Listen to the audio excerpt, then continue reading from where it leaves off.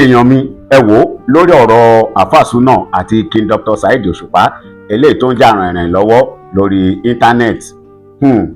Tẹ́ bá wo ọ̀rọ̀ Alfa Sunna dáadáa ẹ rí i pé frustration and depression because of high expectation òun ni nǹkan tó ṣe Alfa Sunna tó fi lọ ń ṣe nǹkan tó ṣe yẹn àti tó fi make that great mistake.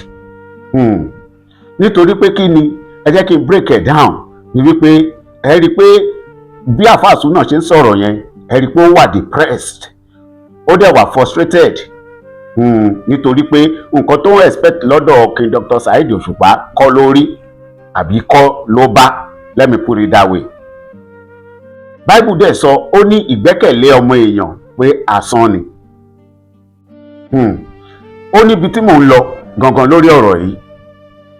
Now tá a bá wò dáadáa nǹkan tó sún ọ̀gbẹ́ni kan ògiri ìyẹn Alfa Sunna nínú ọ̀rọ̀ tó sọ ẹ rí i pé nǹkan tó sún kan ògiri gangan ni wípé òòṣà bó lè gbè mí ṣe mí bó ṣe bá mi.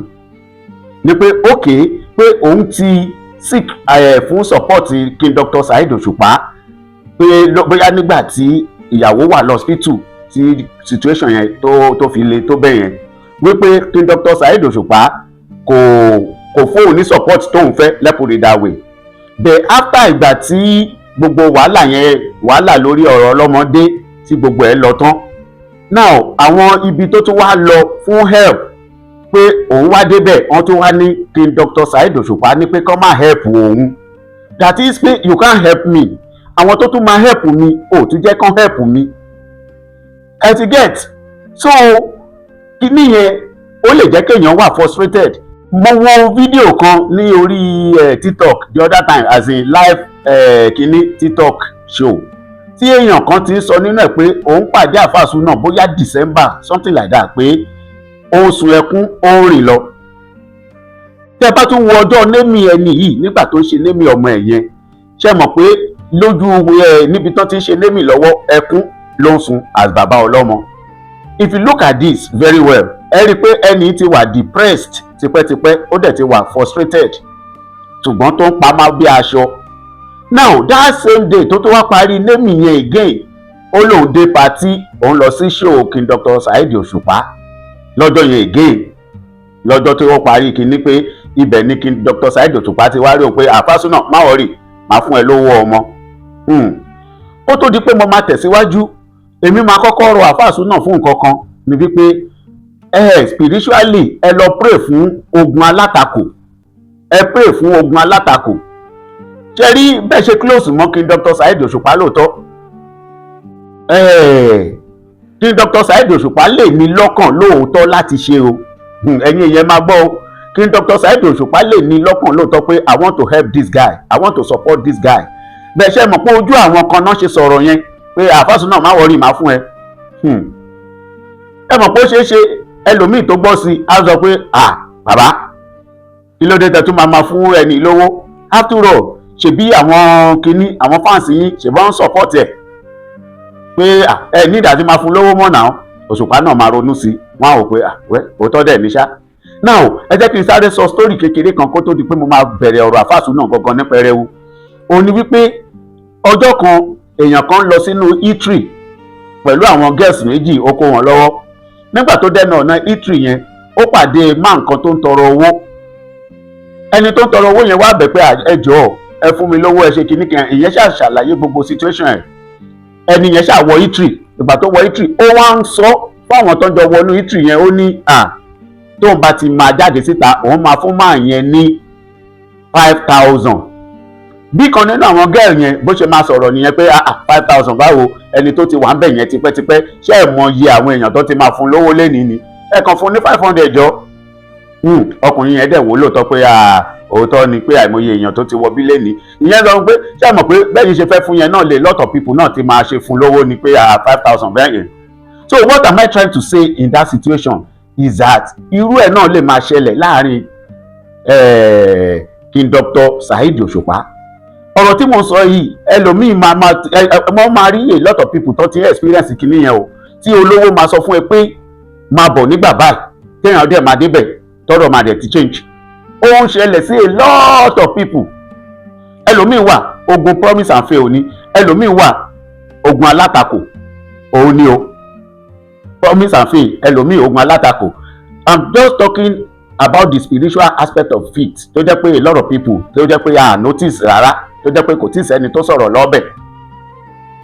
So then àwọn èèyàn kan sọ pé àfàsúnà pé bóyá poverty mentality. No, àfàsúnà kò ń ṣe ẹni tó poor o, kò ń ṣe ẹni tó poor rárá o. Let me tell you this, àfàsúnà tẹ̀ ń sọ yìí ó ní online radio, ó lọ́mọṣẹ́ bíi mẹ́rin àbí márùn-ún tó ń san sálárì fún o.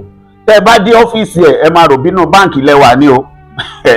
Kò ṣe pé bóyá ẹni tó poor o, àfàsúnà ò poor. Now ẹ jẹ́ kí n fún yín ní another instance.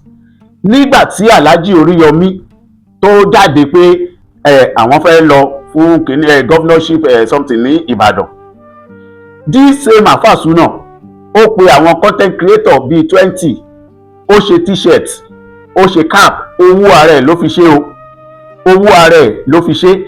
Now nígbà tí everybody dé Ìbàdàn, àwọn tó wá láti Badagry wà bẹ̀rẹ̀, àwọn tó wá láti Ìlọrin, àwọn tó wá láti Ọ̀ṣun, àwọn tó wá láti Èkó àtàwọn tó wà ní Ìbàdàn náà wọ́n wá like 20 or kò ju 20 lọ. Owó ara ẹ̀ ló fi ṣe t-shirt àti káàpù o. Now ní alẹ́ ọjọ́ yẹn àwọn tí kò lè padà, owó ara ẹ̀ ló fi gba hòtẹ́ẹ̀ fún wọn o. tó ẹ má wò pé bóyá ẹni tó kàn fún ọ̀bẹ yẹn, owó ara ẹ̀ ló fi gba hòtẹ́ẹ̀ fún wọn. Lẹ́yìn ìgbà èmi gan lọ, yes, lẹ́yìn ìgbà tá a kúrò ń bẹ̀ bóyá bí ọjọ́ kẹta àbí kẹrin, this same àfàsúnà ó gba hòtẹ́ẹ̀lì 30,000 mẹ́rin, yàrá mẹ́rin. Ó ní ká jọ ká bá òun kọ skit 10 pé òun fẹ́ ṣe fún Alhaji Oríyọmí. Owó tó ń lọ lọ́jọ́ yẹn ó ra súyà, ó ra drink o, ó repo sí mọ́tò àwọn èèyàn o. Owó tó ná lọ́jọ́ tí ó ní pé ká wá kọ skit fóun yìí, script tá fẹ́ fi ṣe skit, ó ní ká wá kọ script tá fẹ́ fi ṣe skit, ó ní ká kọ 10. Owó tó ná lọ́jọ́ yẹn ó lé ní 200,000 o, yàrá 120k, drink, súyà, àsun, gbogbo ẹ̀ ló rà síbẹ̀ o. Ìgbà táwọn èèyàn tún lọ, ó repo sí mọ́tò àwọn èèyàn o, kò ṣe pé bóyá ó poor o. Now ibo ni mò ń lọ gangan ni pé tá a bá wò ó, mo kọ́kọ́ fẹ́ rẹ̀ àfàsúnà gangan fúnra rẹ̀. Have you been asking King Dr. Saheed Òṣùpá fún favour tẹ́lẹ̀tẹ́lẹ̀ kó tó di pé wàhálà pé nǹkan kan change? Because lójijì nǹkan kan change. Kò dẹ̀ sẹ́ni tí kò kí ní hard time, kò sẹ́ni tí kò kí ní hard time. Ìgbà tí nǹkan change ló fi mú àfàsúnà tó lọ ta mọ́tò ẹ̀. Are you getting what I'm saying? Tó fi ta mọ́tò, tó fi ń dẹni tó jẹ́ pé ó máa ń gbé bike àbí Uber káàkiri. Nǹkan ló change o. Láti ìgbà tí ó ti mọ King Dr. Saheed Òṣùpá, mi ò mọ o, but èmi kàn ń sọ, mi ò mọ̀ bóyá ó ti máa ń béèrè owó tẹ́lẹ̀tẹ́lẹ̀ yàtọ̀ sí ìgbà tó fèsì challenges ti ọlọ́mọ.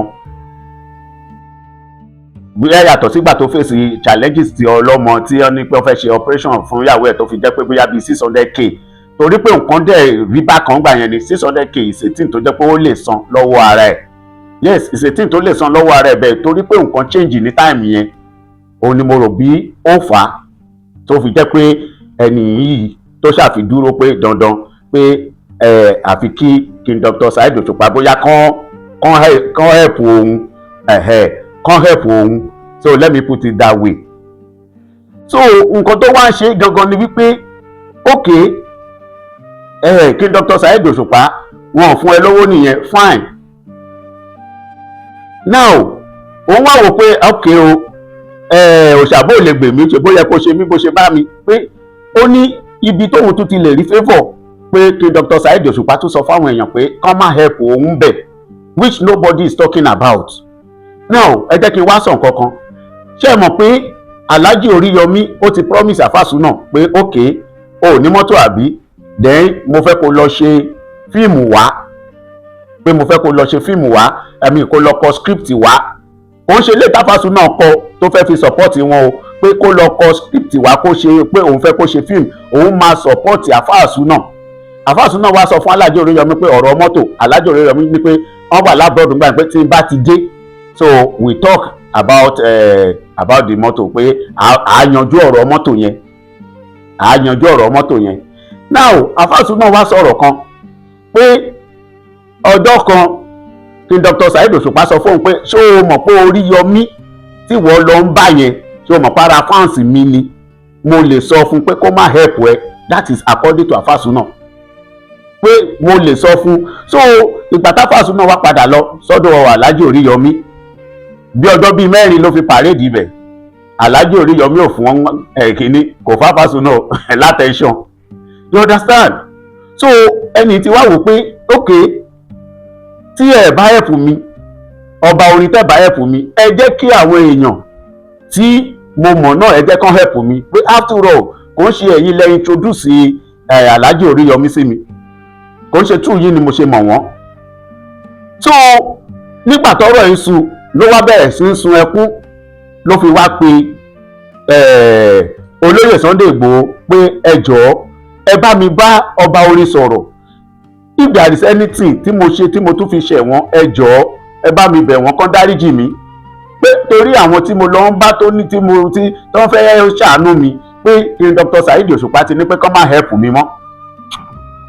Òun lẹkún tó ń sun tó fi lọ bẹ tí ó fi sọ fún olóyè Sunday Igboho pé pé ẹ̀kan bá ń bẹ kí Dr. Saheed Òṣùpá ní àwọn a lot of people fi ń wò pé kí ló fẹ́ bẹ̀ wọ́n fún.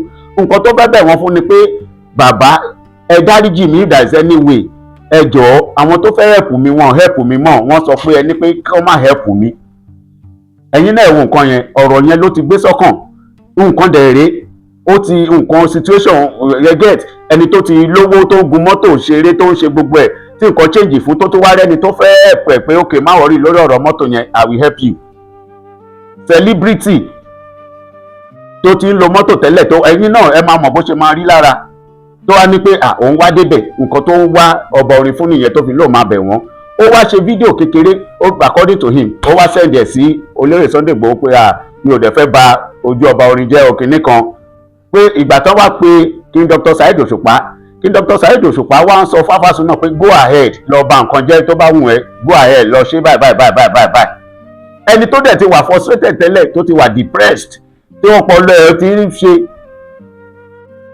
So but àṣìṣe àfàsúnà ni wípé if there is anything you want to say, Obama ti lọ leak out audio yẹn, that is the àṣìṣe tó wà ń bẹ̀. Gbọ́dọ̀ tán ra wa, you made a very very great mistake there, very very great mistake làfàsúnà ló ṣe níbẹ̀ yẹn. Now let's come back to this, ká wá máa sọ̀rọ̀ nípa loyalty tí àwọn èèyàn sọ. Àfàsúnà ní mo dẹ̀ lóyà sí King Dr. Saheed Òṣùpá o. Àfàsúnà, I will ask you a question. Ṣé Bamboy ó wà lára Bamboy sí King Dr. Saheed Òṣùpá ni? Ṣé olórin ni ẹlẹ́yìn wọn ni àbélégbè àbí pákà àbí onílù àbí alùjìtá àbí keyboardist àbí èwo? You are not one of them. You are not one of them. Now tó o bá sí lára àwọn yẹn, why tí o ṣe máa gba show, why tó ṣe máa gbaṣẹ́ tó jẹ́ pé o ṣe máa lọ sọ́dọ̀ King Dr. Saheed Òṣùpá pé wọ́n gbéṣẹ́ fún mi pé kí n ṣe birthday shout out fún ìyàwó Alhaji Pasuma, tí o ṣe máa ṣe lọ gba permission lọ́wọ́ ọba orin pé Àfàsúnà mi pé wọ́n gbéṣẹ́ fún mi o pé kí n ṣe birthday shout out fún ìyàwó. Oh, need it now, you don't need it. Ìyẹn ti kúrò ní loyalty, that is stupidity. I need to tell you that you are not one of his band boys. Kò sí kíní now, you go and do your work, iṣẹ́ títí ẹ nìyẹn. Alhaji Wasiu Ayinde ṣèbọn kọrin fún APC, ṣèbí APC ni wọ́n, ṣèbí loyalist sí President Tinubu òun ni Wasiu Ayinde. That same Wasiu Ayinde, King Dr. Alhaji Wasiu Ayinde ṣèbọn wá sí Òṣogbo tán wá kọrin fún Adémọ́lá Adélékè ní PDP tọkọ àsíá ọmọ Adélékè lẹ̀lẹ̀ ni ó máa fẹ́. Kí ló dé tí Alhaji Wasiu Ayinde, kí ló dé tí ò lọ gbàṣẹ lọ́wọ́ Tinubu pé ṣé kóun wá kọrin f'Adélékè? Ṣèbí APC ló kọrin fún, ṣèbí loyalist Tinubu níbẹ̀ nígbà tó di bí iṣẹ́ tó mọṣẹ́ ẹ̀ níṣẹ́. Nígbà tó mọṣẹ́ ẹ̀ níṣẹ́, PDP pé wá kọrin fún wa, ike ó lọ kọ́ fún wọn. wọ́n ní kẹ́ lọ interview Muri Thunder, you went to King Dr. Saheed Òṣùpá láti lọ gba permission láti kẹ́ tó lọ kọrin kẹ́ tó lọ interview Muri Thunder tó ń sọ fún yín pé má lọ. Now let me tell you this, tó o bá gbaṣẹ́ téèyàn bá ní pé má lọ ọbẹ̀ yẹn o, ok èló ná fún ẹ, 500,000 ná fún mi pé kí n lọ fi interview Muri Thunder, ok má lọ, èmi á fún ẹ lówó yẹn. That is how it should be. Kí ni ìyàwó Paso tó ní pé kí n lọ ṣe no don't go there, èló ni 1 million náà ní pé kí n fi ṣe, má worry èmi á fún ẹ 1 million yẹn rè, don't go and do it. That is how it's supposed to do be. But how do you portray yourself lọ́dọ̀ Òṣùpá? Do you portray yourself as a rat or as a dog? You follow blindly. O ti wá sọ̀rọ̀ ẹ̀ di pé ọ̀tá Òṣùpá sí ọ̀tá ẹ̀ ni. No now, tó lórin ni wọ́n ní Àfàsúnà, o kì í ṣe olórin náà. So o ti wá wò pé ọ̀tá Òṣùpá ọ̀tá ẹ̀ ni, ọ̀rẹ́ Òṣùpá ọ̀rẹ́ ẹ̀ ni. No no, ọ̀tọ̀ọ̀tọ̀ ni o, ọ̀tọ̀ọ̀tọ̀ ni. So ọ̀tọ̀ ni iṣẹ́, ọ̀tọ̀ ni relationship yín. And by the way, you said something Àfàsúnà you said something. Bẹ́ẹ̀ Bible gan sọ, Bible ní ẹni tó bá tẹra mọ́ iṣẹ́ ẹ̀, ẹni tó bá wà diligent, he that is diligent in his work, you will stand before the king. Àfàsúnà jẹ́ kí n sọ̀rọ̀ kan ní wípé you said something in your word pé kò ń ṣe true Shehu Jamiu ni ẹ ṣe connect mọ́ Òṣùpá, ṣe bí you were doing launching fún iṣẹ́ tẹ́ ẹ ṣe àbí iṣẹ́ tó ṣe òun ṣe launching lẹ gbé Òṣùpá wá gẹ́gẹ́ bí olórin. Iṣẹ́ ló ṣe débi tó ti gbóṣùpá wá tó fi ráyè wọlé sóṣùpá lára tẹfìjọ ń ṣe náà. Iṣẹ́ ló ṣe débẹ̀. If you maintain that lane, if you maintain that work, tó ń ṣiṣẹ́ lọ tó tún rí nǹkan míì tó pe Òṣùpá king o, ọba orin o, ẹ wá kọrin bí o, èmi ni mo à ń ṣe nǹkan báyìí o, à ń ṣe nǹkan báyìí o. Òṣùpá wọn á ti fún ẹ ní respect jù. Respect yẹn máa wà ń bẹ̀, iyì máa wà ń bẹ̀ ju pé you go there as pé you can follow somebody wisely, not confidently. Bíbélì ní ìgbẹ́kẹ̀lé ọmọ èèyàn pé asán ni. Now Àfàsúnà again, I will tell you this, ó ń ṣe gbogbo ẹni téèyàn bá ṣe ni téèyàn máa expect owó àbí nǹkan míì lọ́wọ́ ẹ̀. Ẹlòmíì wà wàá bá ṣe connection ló máa rí o, ẹlòmíì wà wàá bá ṣe wàá rówó, bẹ́ẹ̀ ni o, ẹlòmíì wà wàá bá ṣe wàá níyì. Now I believe pé lọ́dọ̀ King Dr. Saheed Òṣùpá connection àbí fan base, you have gained that. So expecting money, Ọlọ́run lè máa ràn ọba orin pé give this person money. No, Ọlọ́run lè máa ràn. Ṣé ẹ rí ok, ṣé wọn ò ní rí bí Tinubu ṣe wà lẹ́nìí, ṣé wọn ò ní rí àwọn fámìlì Tinubu míì tí ò ní lówó ni? Ṣé wọn ò ní rí fámìlì ìyàwó Tinubu tí ò ní lówó ni? Táwọn èèyàn máa wò pé irọ́ ló ń pa, òun ṣe fámìlì Tinubu, irọ́ ni, tó máa sọ fún pé ò kì í ṣe fámìlì Tinubu. Ọlọ́run ò rán sí, Ọlọ́run ò sọ pé tàbí Tinubu ẹni yẹn máa make it. Are you getting what I'm saying? Now kò ń ṣe gbogbo èèyàn téèyàn bá ṣe òun ni èèyàn máa gain owó. Ọ̀tọ̀ọ̀tọ̀, ẹlòmíì wà wàá gain owó, ẹlòmíì wà wàá gain connection, ẹlòmíì wà wàá gain iyì. Bó ṣe rí nìyẹn o.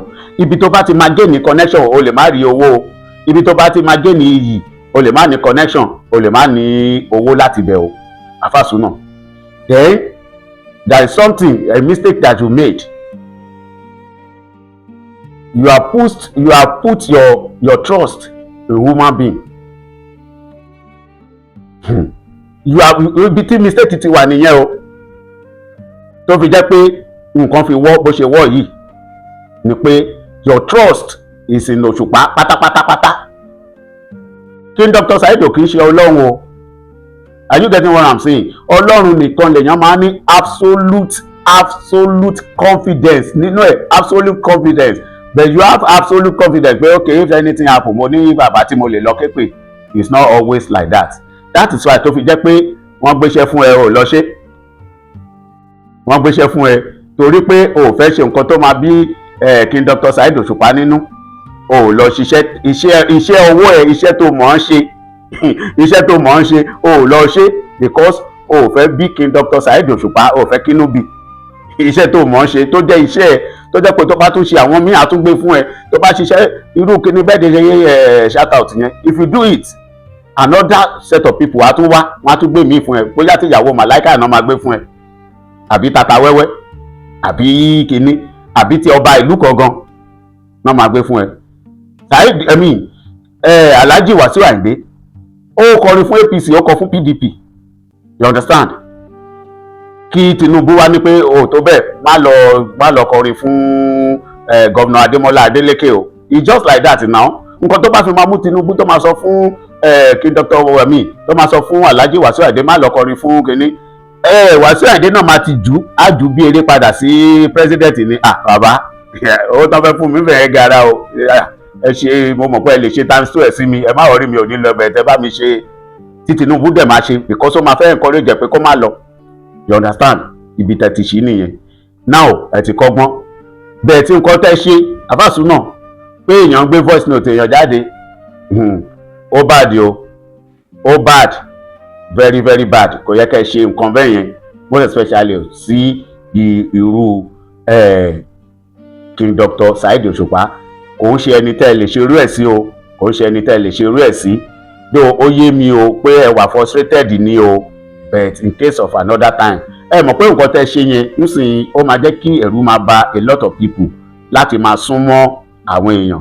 Then irú ẹlòmíì wà sí ó máa fẹ́ bá yín sòótọ́ ọ̀rọ̀ ó máa wò pé bóyá ọ̀rọ̀ ó lè fẹ́ sọ̀rọ̀ King Dr. Saheed Òṣùpá fún yín sí pé Òṣùpá yẹn báyìí ni, but instead tó fi máa sọ yẹn kò ní ya sọ nítorí pé ẹ lè keep audio yẹn pé tó bá dọjọ́ iwájú táàrin àyìn àtòṣùpá tó bá gún ẹ máa padà lọ play audio yẹn fọ́ṣùpá pé ọ̀rẹ́ yín sọ báyìí nígbà tẹ́mi àtẹ̀yìn ń jà. So àfàsù náà ẹ jẹ́ ká ṣọ́ra. Ẹ jọ̀ọ́ ẹ̀yin bàbá mi ẹ̀yin màmá mi tẹ́ jẹ́ àgbààgbà nínú Olúfimọ, ẹ jọ̀ọ́ Ọlọ́run mo fi bẹ̀ yín ẹ má bínú fáwọn àfàsù náà. Ọ̀rọ̀ bàbá àtọmọ ni, mo mọ̀ pé ó ti ṣe mistake yẹn, kò dẹ̀ ní ever dáṣọ bẹ́ẹ̀ ṣòro mọ́ láéláé. Ẹ jọ̀ọ́ ẹ bá mi wò bẹ́ẹ̀ ṣe lè reach out to this person. Ó wà depressed totally, tẹ́ bá wò ó wà depressed totally. Téèyàn bá dẹ̀ ti wà depressed tí àwọn èèyàn lórí social media tó bá tún bẹ̀rẹ̀ sí báṣẹ lọ báṣẹ bọ̀, ẹni tó bá ti rí depression rí tó ti rí frustration rí á mọ̀ nǹkan tí mò ń sọ, because nǹkan as in ẹni tó bá ti rí jẹ́ tó ti rí ẹni tó ti wà depressed rí ẹ máa rí pé ẹlòmíì wà á máa dá sọ̀rọ̀ lọ, ẹ máa wò pé bóyá ó ya wèrè ni. No, depression yẹn ló ti ń affect ọpọlọ ẹ̀, ó lè máa dá sọ̀rọ̀, ó lè react. Ẹlòmíì wà ẹ rí pé tẹ́ bá jọ wọ mọ́tò tára ẹ bá gbọ́n lásán, tára ẹ kàn gbá ẹni yẹn lásán, ó lè gbá ẹ lójú pé ṣé ó ya wèrè, ṣé ó ríro yíwì ni. Irú ẹni bẹ́ẹ̀ má ló fẹ́ gbẹ̀san o, torí ó ti wà depressed, ó wà frustrated ni o. Tó o bá lọ gbá etí ẹ̀ ó lè kú o. Ẹ máa rírí wọn dáadáa tó jẹ́ pé ẹni tó wà depressed á kàn máa kanra unnecessarily. Tó bá wá sọ fún nínú mọ́tò pé ẹni yóò fọwọ́kùn ẹ̀ báyìí ni, ó máa ní kó ó lè rojọ́ láti àjà dágbàdo ìgbàjàyè, ó máa dá rojọ́ bọ̀ nínú mọ́tò yẹn ni. Àwọn olórí burúkú, àwọn olòṣì, ṣé wọn ríran ni? Ẹ wò bó ṣe ṣojú, ẹ wo aṣọ, ẹ wo bàtà, ẹ wo á kàn máa rojọ́ títí kò ń ṣòun náà o. Nǹkan tó ń pass through ẹ bá bárú ẹni bẹ́ẹ̀ délé, ẹ rí i pé nǹkan tó ń dojúkọ kò kéré o. Lẹ́ẹ̀kan sí àgbààgbà Olúfimọ King Dr. Saheed Òṣùpá, ẹ jọ̀ọ́ ẹ bá mi dáríjì àfàsù náà, lọ́gbára Ọlọ́run ẹ̀ ní jábọ́ ọlá yín á túbọ̀ máa lọ òkè.